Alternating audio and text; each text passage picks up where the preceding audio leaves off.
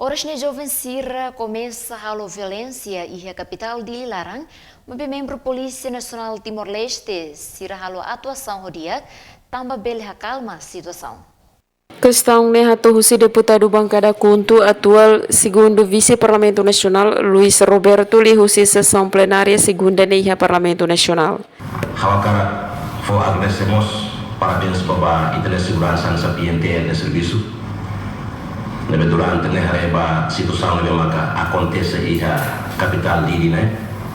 Sempre acontece tudo mal, hana mal, feito como se hana, outro babare como se hana, só na mate malo, ou malo, mas depende da intervenção capaz de ter. Didihan hanesang representante povo husuba autoridade lokal Sira no sefi juventude iha di Lilaran atau bele coopera ho autoridade segurança ho di cria estabilidade iha Lilaran. Nunemo sefi bancada Kuntu deputada Olinda Guterres ateten qualia kona ba serviço PNTL agora dará Sira lamenta hela kona ba direito subsídio linha frente nebe sidau completo.